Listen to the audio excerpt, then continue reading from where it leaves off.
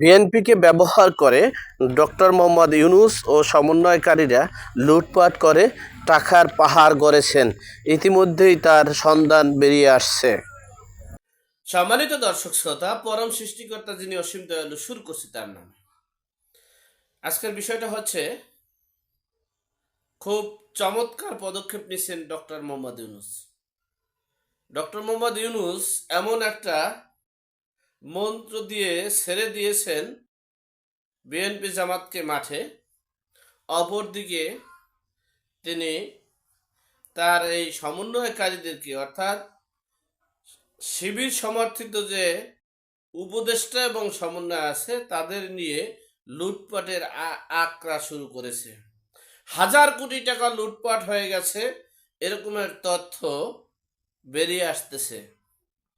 যেখানে আজকে দেখলাম বিএনপিকে এক মন্তর দিয়ে দিছে, তারা নাকি এই ইন্ডিয়াকে আমরা আর মাত্র 4 দিন, আজকে হলো শনিবার, রবি সোম মঙ্গল বুধ, এর মধ্যেই আমরা কলকাতা দখল করে ফেলবো, ইন্ডিয়া দখল করে ফেলবো, 7 সিস্টার দখল করে ফেলবো।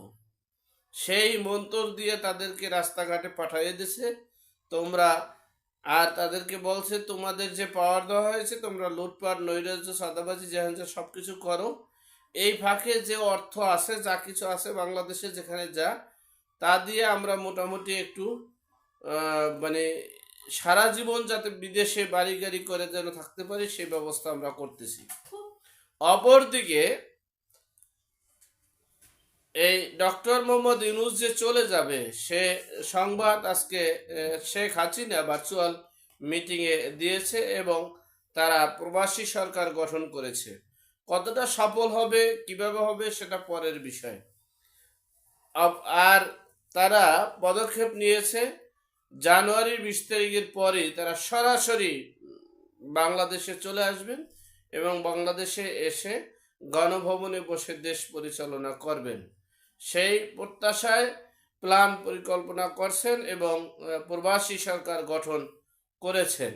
এখন দেখার বিষয় যে প্রবাসী সরকার গঠন করে কতটুকু দেশ পরিচালনা করতে পারবে এবং কিভাবে তারা সফল হবে, বিষয় জানুয়ারির পর বাংলাদেশে আসতে পারবে কিনা, সেই বিষয়টাই এখন দেখার বিষয়। যাই হোক, অপরদিকে এই বাংলাদেশের অন্তর্বর্তীকালীন সরকারের প্রধান উপদেষ্টা ডক্টর মোহাম্মদ ইউনূস চাচ্ছে 20 জানুয়ারির আগে এই যারা আওয়ামী লীগের যারা যে 50 জন মানবতা অপরাধী, অর্থাৎ মৃত্যুদণ্ডের আসামি যারা আছেন, তারা হয়তোবা তাদেরকে এই মৃত্যু দণ্ড মানে সাজা যাতে কমপ্লিট করা যায়, সে ব্যবস্থায় তারা হাঁটছেন।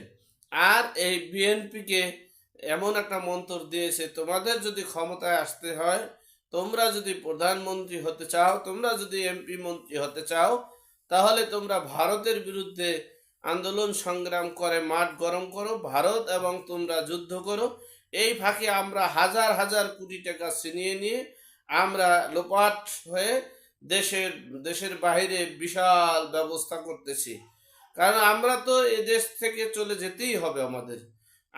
আমাদের স্থান যে দেশে হবে না, সেটা ডক্টর মোহাম্মদ ইউনূস বুঝতে পেরেছে। ডক্টর মোহাম্মদ ইউনূস এও বুঝতে পেরেছে, আগে ছিল জেলের ভয়, এখন হলো ফাঁসির ভয়। যাক, আল্লাহ আমাদের সকলের বিপদ আপদ বালা মুসিবত থেকে হেফাজত করুক। আল্লাহ আমাদের সকলকে হেদায়েত নসিব করুক। আমিন। আসসালামু আলাইকুম।